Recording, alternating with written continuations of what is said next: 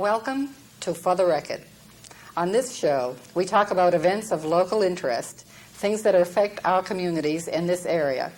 With me today is State Senator Paul Cellucci. Paul has represented this district now for several terms, and he's with me today to tell you about some of the issues that affect us and will have an effect on us within the next several months and years. Senator Cellucci, how you doing? This is not anything new for you and your family. You're coming now into the third generation of people in public service. That's correct. It's kind of a tradition in my family. My grandfather was a commissioner of public works in the town of Hudson for 17 years. My father is still on the industrial commission, and Hudson has been the chairman of that commission for about 25 years. So it is a family tradition that I followed. I was elected to the charter commission in Hudson when I was 21 years old. Elected then to the Board of Selectmen when I was 23, served 2 terms on the Board of Selectmen. I served 4 terms in the Massachusetts House of Representatives, and I'm in my 3rd term in the State Senate and have had the honor of representing the town of Sudbury in the State Senate for the last 5 years. Now, you have several towns in your district. That's correct.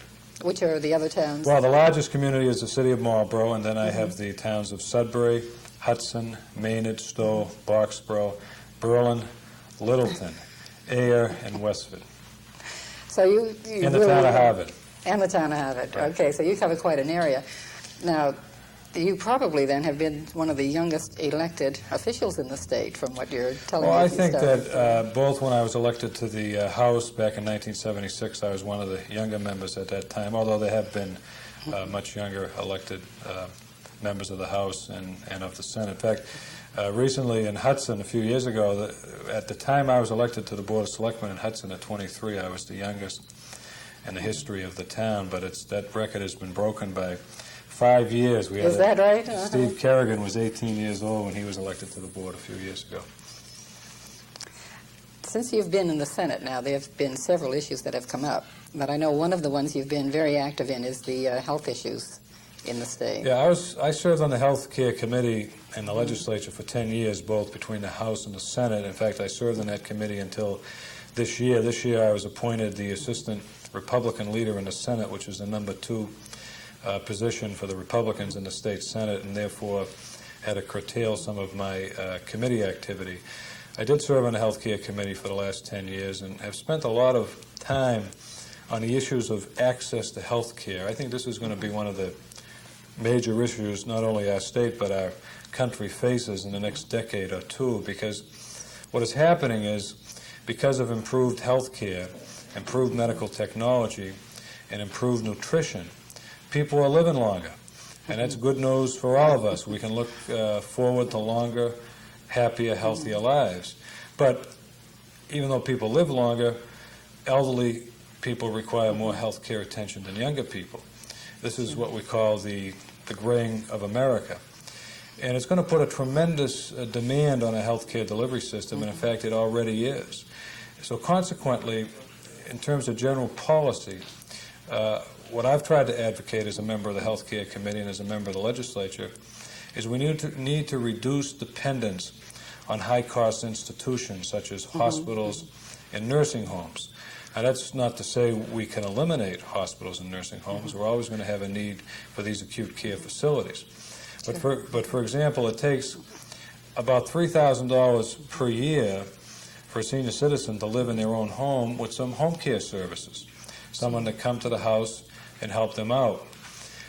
But that same person, if required to go to a nursing home, where they would prefer not to be, is about $3,000 per month.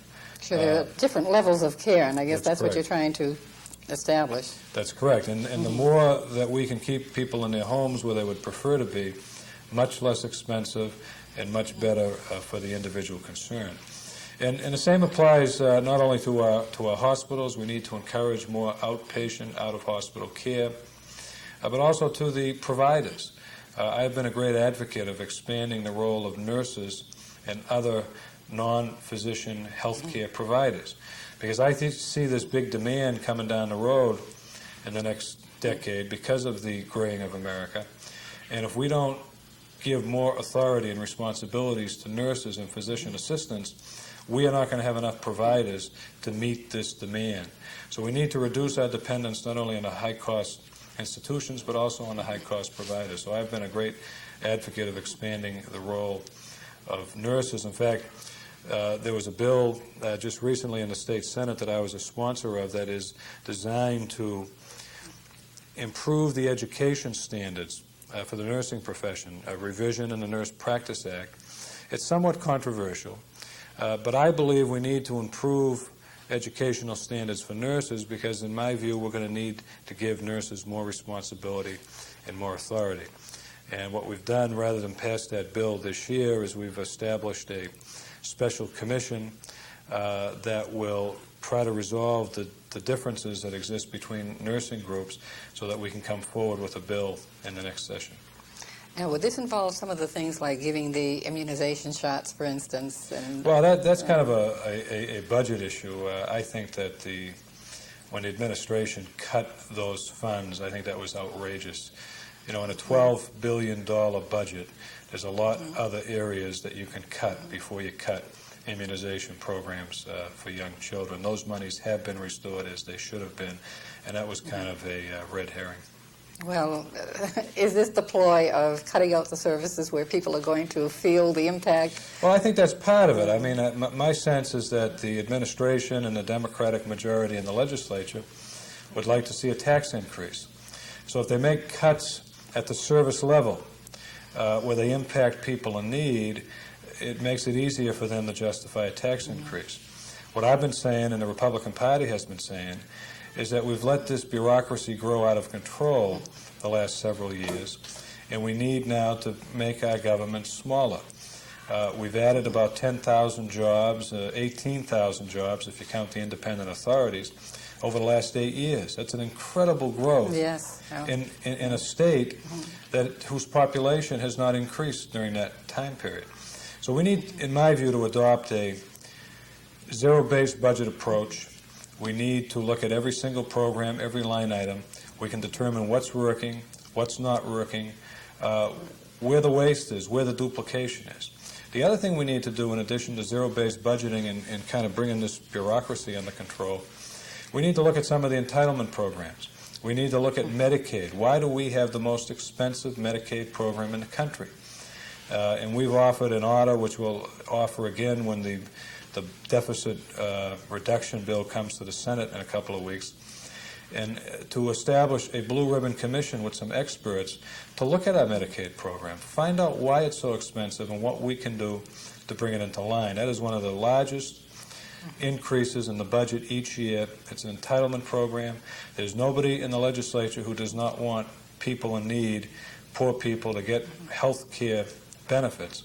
But we need to find out why the program in this state is so expensive compared to other states. Another area we need to address is health insurance for state employees. We switched from Blue Cross to Blue Shield a couple of years ago, Blue Cross Blue Shield to John Hancock, because it was designed to save some money. There was some co-pays and deductibles built into this system, and therefore it was going to cost the state less money. The state employees got upset when John Hancock was picked. The legislature repealed the portions that provided for co-pays and deductibles, and we find now that it's about $100 million each year additional cost for that health insurance. And you're still with Blue Cross and Blue Shield? No, this is with John Hancock. You did move over to John Hancock. Because of the repeal of the co-pays and deductibles. We need to control some of these costs if we're going to get our fiscal house in order in this Commonwealth. And unfortunately, the administration and the Democratic majority in the legislature, in my view, does not have the will to control these costs, to do the kinds of things, to make the fundamental changes that are needed to get our fiscal house back in order.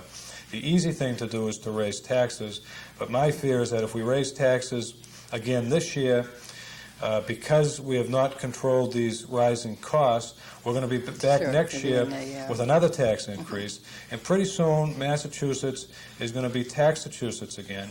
We're going to put our business and industry at a competitive disadvantage to business and industry in other states, and the economy is going to suffer. And what happens when the economy suffers is that there's unemployment, there's less jobs, and the quality of life in our state will deteriorate. Well, there was always a question in my mind about this, Paul. Hospitals are tax exempt because they give free medical care to the indigent. Maybe I'm oversimplifying. So I guess I don't understand why I have this overlap. If my hospitals are tax exempt because they give free care, why then do I have big Medicaid costs? Because Medicaid is for the low-income group. Isn't there some place that the two of them should be coming together? Hospitals are tax exempt, but 80% of the hospitals in Massachusetts are now running in the red. So that even if they were not tax exempt, they wouldn't be paying taxes because they're not making any money. The services that hospitals provide have got to be paid for. In other words, the hospitals do not make enough money to pay for services for poor people. They have to be reimbursed, and if they're not reimbursed, they will go out of business. Emerson Hospital last year lost over $1 million. That hospital cannot continue to sustain losses like that. Otherwise, it's either got to reduce services or cut back, or it's got to get more revenue.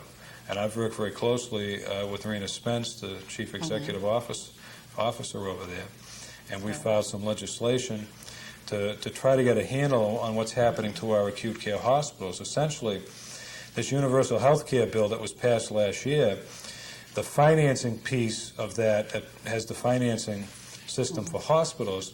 Essentially, we're strangling every hospital in the hope that a few will wither on the vine and die. And what's happening is, as I said, 80% of our acute care hospitals in this state are now operating in the red. Some are closing, some are merging, some are consolidating. And this is all happening rather haphazardly. There is no plan. There's no plan. What's going on. There's a danger that the Cape Cod Hospital down in Hyannis might close. Now, that's a hospital that serves the needs of the people of Cape Cod all the way out to probably the entire Orleans, region all the way out to Provincetown. That is a hospital that should not close because of its geographic location. So we filed a bill, Senator Ed Burke and I. Ed is the chairman of the Health Care Committee in the Senate. He's from Framingham. In fact, it's interesting because I was the leading opponent in the Senate to the Universal Health Bill, and he was the leading proponent. And we have jointly filed legislation to establish a commission that would operate much like the base closing commission at the federal level. If you remember, the federal government was having difficulty closing military bases because the congressman and the senator would always fight it. So they established a commission that had the authority to recommend these closures, and it would be an up or down vote in the Congress. And it worked. As a result of that commission at the federal level, we are now closing a substantial number of unneeded military bases. And we envision our commission here in Massachusetts working the same way. We want to study and recommend with some rational planning what should happen to our acute care hospitals in Massachusetts. What hospitals should remain open, what hospitals should expand, what hospitals should merge or realign, and what hospitals should close. And we think it should be done with some planning rather than the haphazard way that it's happening now. And I don't expect that bill to make it through on this session, but it will be refiled for the next session, and I'm optimistic that we can move that bill along so that we can ensure access to hospital care for the people of Massachusetts. My concern is that access to hospital care, not only for the poor and the uninsured, but for every Massachusetts citizen, will be in jeopardy until we have a system that's on sound financial footing. And the hospital system in this state today is not on sound financial footing. Well, I have known nursing homes who have closed because they did not get their reimbursement from the state. That raised the question to me is, what was happening? Wasn't that money set aside for them in the first place? Weren't those bills paid when they came in? Well, I mean, it's absolutely outrageous what the state government did to the nursing homes. They simply did not pay bills that were due. That's wrong. It should not happen. And we recently borrowed about $1 billion so that we could bring our Medicaid bills current. But, I mean, this is one of the reasons why I opposed the Universal Health Bill back in April of 1988. That bill provided the financing system for our acute care hospitals. It provided a new medical security department that was going to administer this universal health piece of the bill. But here we were committing the state government to a multi-million-dollar program, a new state bureaucracy with new state employees, at a time when we weren't even paying our Medicaid bills, and we had no idea what the cost of this universal health bill would be. We still don't know. Well, it seems to be a bad habit over here in Massachusetts lately. And the second thing about that bill is it puts a mandate on small businesses that will put our many small businesses in Massachusetts out of business in 1992 when it kicks in. Yeah. This is the enforced insurance policies, That's right. Yes. Yeah. And the worst thing is what it did to hospitals. It gave them some very, very temporary relief. And now here we are a little over a year later, and the acute care hospitals of Massachusetts are in crisis again. So we need to go back to the drawing board. We need to come up with a system that is not going to be a new state bureaucracy, but is going to be a system that is more competitive, encourages out-of-hospital care, and also provides a program for poor and uninsured people to ensure that they have access to health care. And unfortunately, this universal health bill, in my view, people who are poor and uninsured are more at risk now for not getting health care than they were before the passage of the legislation. So what we're looking for now is a solution, not a stopgap, because the stopgap seems to be what we've been doing. Exactly. Well, this leads me a little bit now into the state of our fiscal health in the state. Very much in the news these days. Do you have any observations on that for us? Yeah, we touched upon it a little bit earlier in the interview, but I mean, essentially what's happened in Massachusetts over the last 7 or 8 years is that we've allowed our annual budget increases to exceed the rate of inflation by about 2 to 3 times each year. So while inflation was running at 4 or 5% per year, the budget was increasing at 11, 12, sometimes 13% per year. And you simply cannot do that and not have a crisis at some point. We were fortunate during the 80s in that our economy was very good. And I think our economy was good for 3 principal reasons. One was the adoption of Proposition 2.5 by the voters, which brought the tax burden in Massachusetts below the national average. The second were the tax cuts at the federal level. The third was the increase in defense spending as a result of increase in defense appropriations at the federal level. You take those 3 things with the great skilled labor market we have in Massachusetts and the great educational institutions, both public and private, that we have in Massachusetts, our economy took off. So that while inflation was increasing 4 or 5% each year, our economy was so strong that the revenue, the tax revenue, without any tax increases, was increasing still coming up to at 11, 12, 13% per year. And what do? We simply spent it all. We Not had very prudent Yankees at all. We had no thought to the future. And now that revenues have come back to more historic levels, last year, fiscal year 89, was about a 6% growth, which is pretty good. We ended up having a $400 or $500 million deficit because we were spending, even in fiscal year 89, when we knew we were in trouble, spending went up 11%, which was about 5% more than our increase in tax revenues. So there's really no mystery to how we get out of this fiscal crisis. We keep our annual budget increases at or below the inflation rate. We cut back the bureaucracy that we've allowed to grow over the last 7 or 8 years. We do the zero-based budget approach to accomplish that. We look at our entitlement programs, such as Medicaid, find out why it's so expensive, bring it into line with other states. We straighten out our insurance for state workers and state employees. We make sure that our pensions are not too liberal in terms of disability pensions and in terms of the benefits we pay, because that's another thing that is driving up our deficit. State debt, we make a commitment that we're not going to increase our state debt until we've retired some bonds, because we have one of the highest debt per capita in the country. And the fifth thing we need to do is to control the MBTA deficit as well. Those 5 things are really, in addition to the bureaucracy, are what is driving the spending up each year. And we've got to bite the bullet. It's going to take a little courage. It's going to take a little common sense, but this is what needs to be done. And we should not be raising taxes on the people of Massachusetts. We're taxing the people of Massachusetts plenty. We have a $12 billion budget. We need to spend that money more wisely. Well, you can count me, of course, in the anti-tax group. Okay. But didn't they already raise the income tax on us? That's right. Just a little while ago? The income tax was raised 15% on a temporary basis.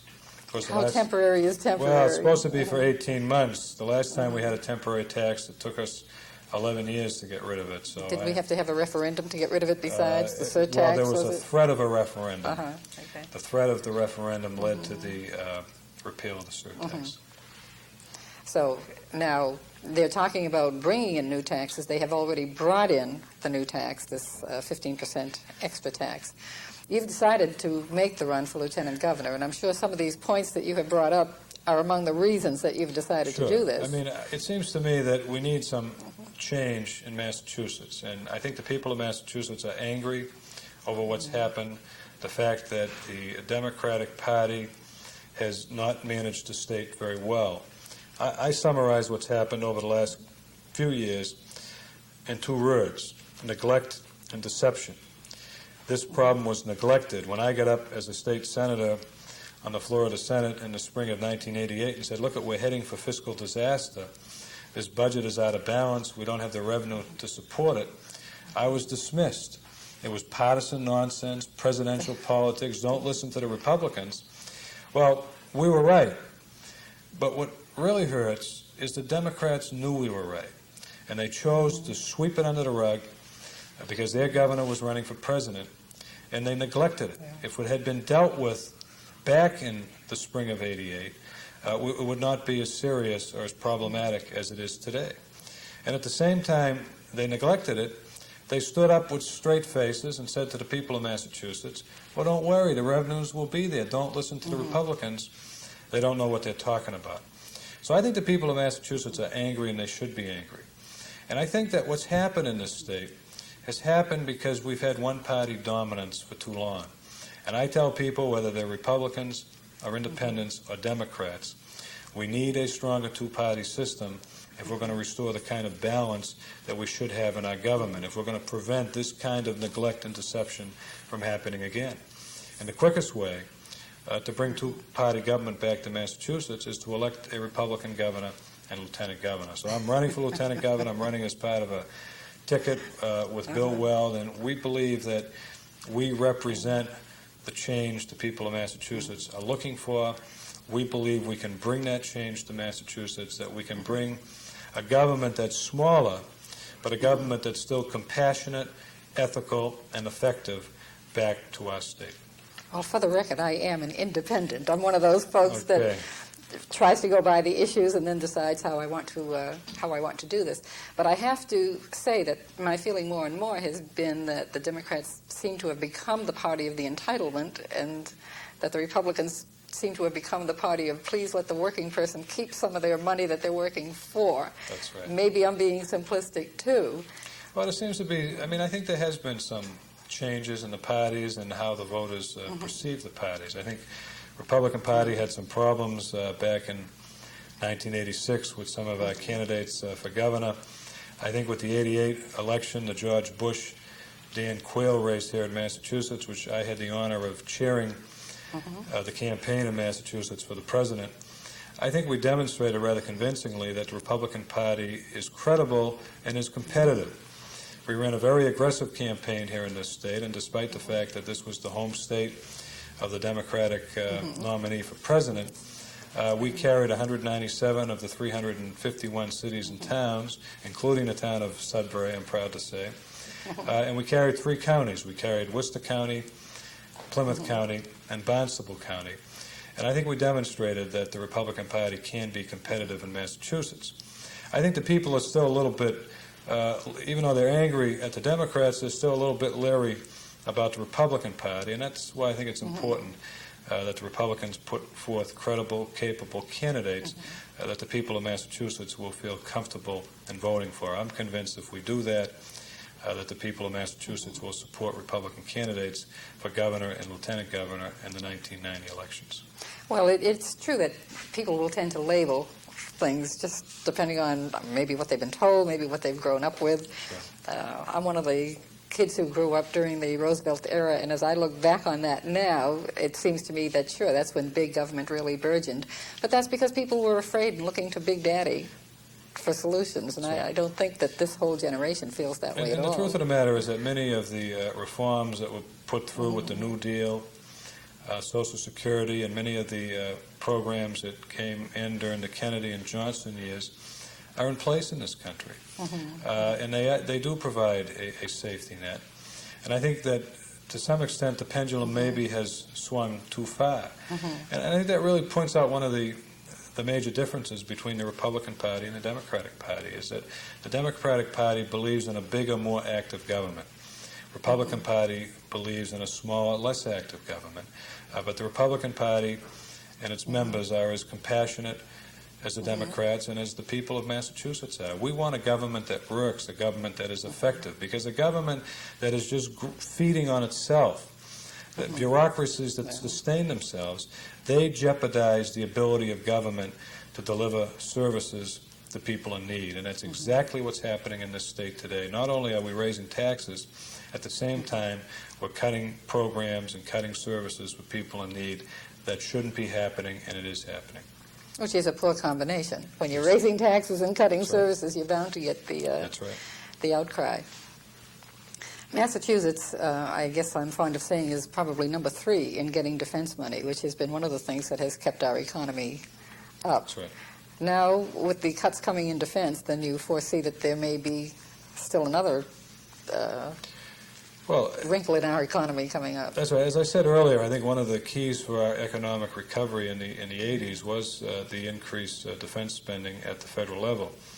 There's no question that with the gains in Eastern Europe and the movement towards more agreements to control the spread of these weapons of destruction, that there will be less money spent on the national defense. But to some extent, we're really looking at cutting back the increases. There will still be significant amounts of money spent on defense, and I think Massachusetts will continue to get its fair share of those contracts.